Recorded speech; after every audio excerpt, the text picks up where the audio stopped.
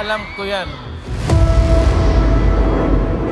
Ang pagpapasalamat ko sa inyong lahat, sa tulong ninyo, sa kampanya ninyo, sa suporta ninyo para sa akin at sa susunod na halalan sa 2022. Mabuhay po ang Pilipinas!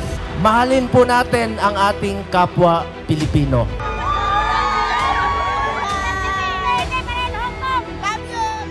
Sino nagmamahal sa mga Duterte? Isigaw nyo pa yan!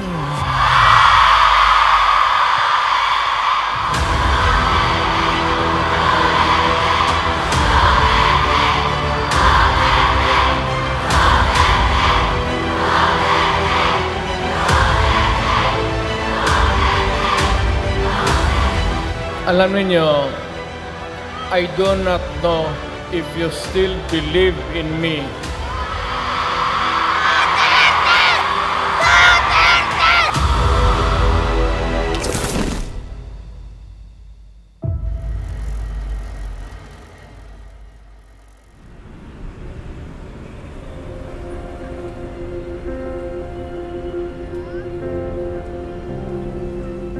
Tayong lahat ay nagpapasalamat sa Hong Kong government and sa Hong Kong police sa kanilang tulong sa atin para mabuo ang ating pasasalamat ngayong araw na ito.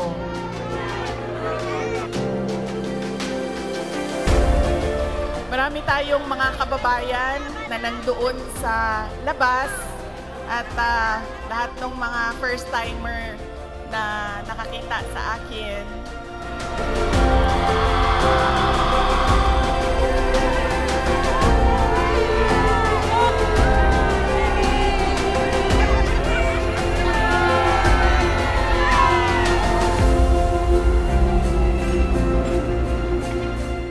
Ang ganda ng weather ninyo dito sa Hong Kong, no? Nakakaganda siya ng kutis.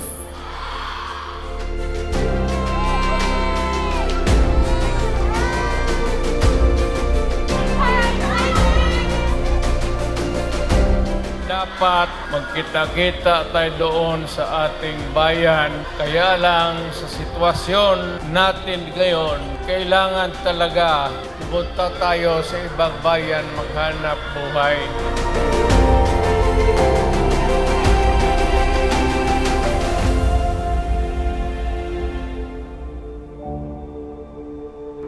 Umalis ako sa Pilipinas gawa ng sobrang hirap kasi yung trabaho, hindi talaga sapat yung kita. May trabaho ako doon pero tapos talaga, kulang na kulang talaga tapos. Kaya yun, nag-decide ako ng abroad. Pag nandito, talagang solve talaga yung makapagpaaral ka ng maayos sa mga anak mo. Kasi hirap ang trabaho sa atin, napagbigyan man ng chance na makapunta dito na para makapag-ipon din na.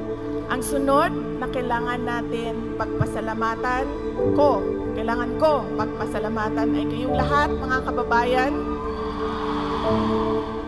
OFW. Yan ang pinakamasarap na magkikinig ako. OFW. Mabuhay kayong lahat. Simula nung si Tatay Digong ang naging Pangulo, tumahimik yung mga MPA ko sa amin. Nagkaroon ako ng peace of mind na yung anak ko, kumbaga hindi sila delikado sa daan. Sobrang happy ako dahil nung umupo si PRRD, kahit sabihin natin maraming tumutugis, maraming tumutuligsa sa kanyang war on drugs. Pero majority po sa atin na mga Pilipino, pwera na lang doon sa mga drug lords, mga drug user, mga ano, yun ang ayaw eh. Pero kami, lalo kami mga OFW, naramdaman namin ang safetyness ng aming pamilya.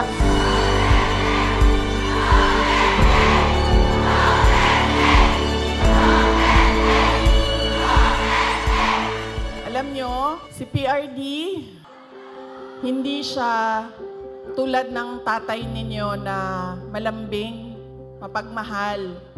Hindi ganyan ang tatay ko. Ang tatay ko galing siya sa generation na laging galit. You are a president, tapos 4 million mga tao. Bangag? Talagang magwawala ako. O, duha na lang, o. Masab, sulti mo, dili. Kayong mga kriminal, huwag kayong mag-standby dyan. Pag napulot ko kayo, pantay kayo. Kaya talaga ako galit. Gaba na ninyo? Di mo na gaba ito? Di bale, bawi tayo. Di kasi kayo nakinig kay Tatay Digong eh. Umaharap po kami dito para suportahan nyo yung mga leader na pambato po natin. Ang aking mensahe para sa inyong lahat ngayong araw na ito at mensahe ng pagbabago kung paano tayo pumili ng ating mga senador. Bakit po kaya yung mga nagsasabi ng totoo ng mga vlogger kinukulong? Bakit po kaya si PRRD na sinabi niya ang katotohanan tungkol sa totoong katayuan ng Pilipinas nakukulong? Kayong mga sundalo, kilala man ninyo ako. Anong kasalanan ko? Bigyan ninyo ako maski isang ordinansya lang na ginawa ko. Huwag ninyong ipagpapalit ang kinabukasan ng ating bansa. Huwag ninyong ipagpapalit ang dangal ng Pilipino. Ang korupsyon po ay para na pong kanser ng ating sosyudad. Subalit hindi po ako magsasawang ipaalala sa inyo. Ating protektahan at ipagtanggol si Vice President Inday Sara Duterte. Walang magdadakaw na Duterte! Maraming salamat po sa inyo lahat. Mga OFWs, yung iboboto nyo kay Dr. Willie Ong, pwede nyo na bang ibibigay na lang sa akin? And of course, vote straight sa PDP Laban, of course.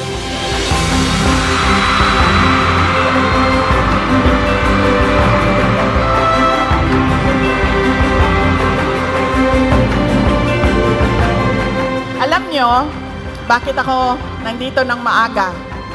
Gumising talaga ako ng maaga. Ang alarm ko, 6:30 a.m., 7 a.m., 7:30 a.m., 8 a.m. 4 yung alarm ko. Para hindi kami mag-abot ni President Rodrigo Duterte. Napasyal ako, kasama ko ang anak ko. Saan ba si...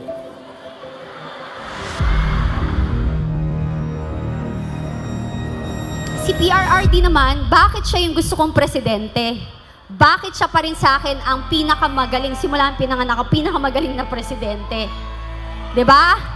Dahil I hate drugs. Ayoko ng addict, ayoko ng sugarol. And siya lang ang nag-iisang presidente na lumaban against sa droga. Tama? Because shabu is a commodity for the poor. Ang mga mayaman, cocaine. Once you feed my daughter and my son with drugs and you go crazy, you are destroying the next generation. Dala ko ang pagmamahal at pasasalamat ng bawat Pilipino na inyong inalalayan ng sakripisyo. Mabuhay ang Pilipino! Mabuhay si Tatay Digong! Milyong-milyong OFWs ang hindi kahit kailan babalingbeng sa ating pinakamamahal na Pangulo, Rodrigo Duterte. Totoo, inaamin ako na bumili ako ng suka.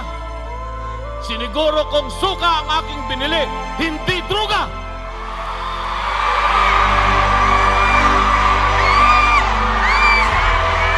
Ano man ang kasalanan ko, na ginawa ko man ang lahat sa panahon ko para may konting katahimikan at mapayapa ang buhay ng Pilipino.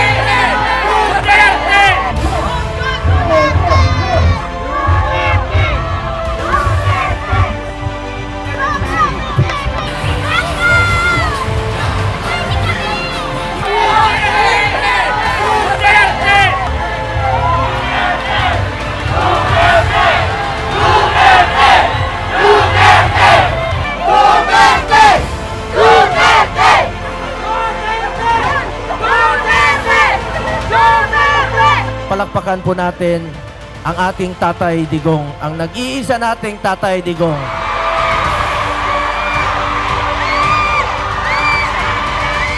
Assuming na totoo talaga yan naririnig ninyo. Bakit ko ginawa yan? Para sa sarili ko? Para sa pamilya ko? Para sa inyo at ang inyong mga anak sa ating bayan. Kaya ako man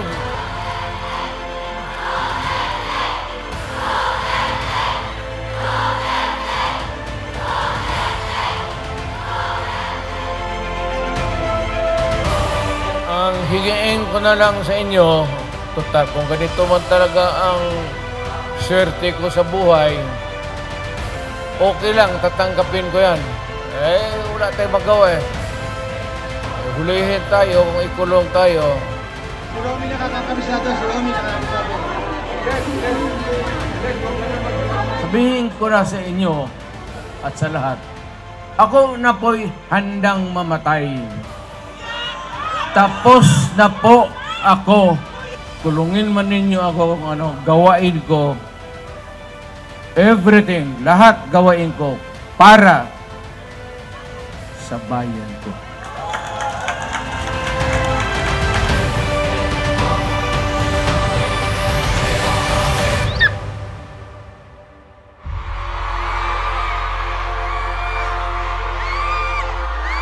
Maniwala kayo, magpakamatay ako para sa inyo.